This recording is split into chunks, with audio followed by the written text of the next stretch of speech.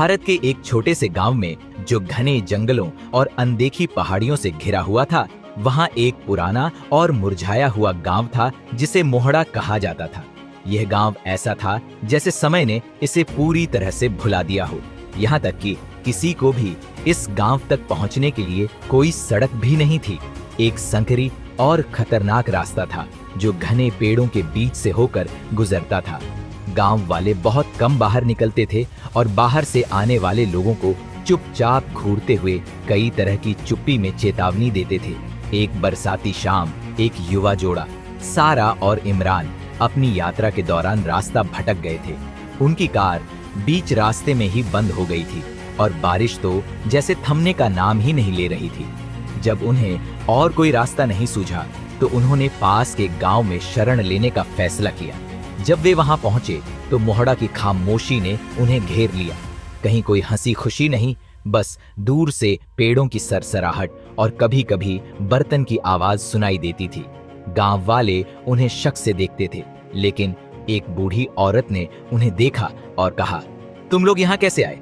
तुम्हें यहाँ नहीं आना चाहिए था।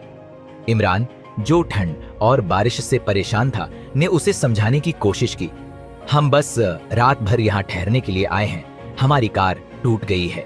बूढ़ी औरत कुछ देर चुप रही, फिर उसने कहा, यहाँ एक मेहमान घर है गांव के बाहर, लेकिन ध्यान रखना, इन जंगलों में कुछ बुरा है।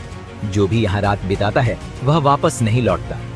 सारा, जो डर और घबराहट को नजरअंदाज करते हुए हंसी में कहने लगी, यह तो बस एक डरावनी कहानी है, हम ठीक रहेंगे।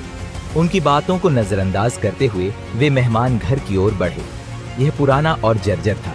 फर्श पर घुड़कियों का आभास हो रहा था और हवा में सड़ी गली गंध फैल रही थी, लेकिन यह एक शरण थी। उन्होंने अपनी चीजें रखी और सोने की कोशिश की। हालांकि वहां का वातावरण थोड़ा अजीब था। रात को जब वे सोने की कोशिश कर रहे थे तो बाहर तेज आंधी चलने लगी, जैसे जंगल खुद को जिंदा महसूस कर रहा हो।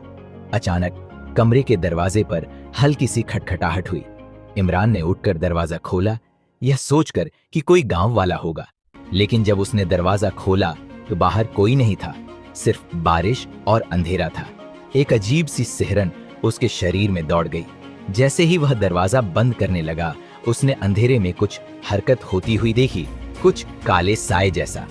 वह जल्दी से दरवाजा बंद कर वापस बिस्तर पर आ गया, लेकिन अब उसे ऐसा महसूस हो रहा था कि जैसे कोई उन्हें देख रहा हो। सारा, जो हल्के नींद में थी, अचानक एक मीठी आवाज सुनती है, सारा। वह चौंक कर जाग गई और पाया कि वह अंधेरे में एक कोने की ओर देख रही है जहां कुछ था। एक डरावना साया जो धीरे धीरे उनकी ओर बढ़ रहा था। उसकी धड़कन बढ़ गई। इमरान को हिलाया, लेकिन वह हल्का सा भी नहीं हिला। उसका चेहरा सफेद और आंखें खुली हुई थीं, जैसे वह किसी अजीब ट्रांस में था। फिर वही आवाज आई, अब जोर से, सारा, मेरे पास आओ। वह आवाज अब उसके बगल से आ रही थी। एक अजीब और डरावनी आकृति के रूप में एक लंबा साया जिसका चेहरा अंधेरे में छुपा हुआ था। सारा ने सांस को रोक लिया। डर से कांपते हुए वह पीछे हटने लगी। वह आकृति अचानक तेजी से उसकी तरफ बढ़ी और उसके हाथ सर्द और चिपचिपे थे। मैं छलावा हूं और अब तुम मेरी हो, साया फुसफुसाया। छलावा एक प्राचीन आत्मा थी जो इन जंगलों में सदियों से बसी हुई थी। यह उस औरत की आत्मा थी जिसे अपने पति से धोखा मिलने के बाद अपने जीवन में नफरत और बदले की आग में जलते हुए मरने का शाप मिला था। उसकी आत्मा हमेशा इन जंगलों में भटकती रहती थी और जो भी यहाँ आता उसे अपने कब्जे में ले लेती थी। सारा ने डर के मारे चीखने की कोशिश की, लेकिन उसकी आवाज निकल नहीं पाई। इमरान की हालत और भी बुरी हो गई थी। वह अब पूरी तरह से जड़ हो चुका था। कमरे का तापमान अचानक ठंडा हो गया और साया अब बिल्कुल पास था। उसके ठंडे हाथ अब सारा की गर्दन पर थे। सारा ने आखिरी कोशिश की और दरवाजे की तरफ भागी, लेकिन जैसे ही उसने दरवाजा खोला, वहां फिर वही साया खड़ा था। अब वह छुपा नहीं था, बल्कि सामने था। उसकी आंखों में घृणा और गम की झलक थी। यहां से भागो, आत्मा ने कहा, या फिर जंगलों में समा जाओ हमेशा के लिए।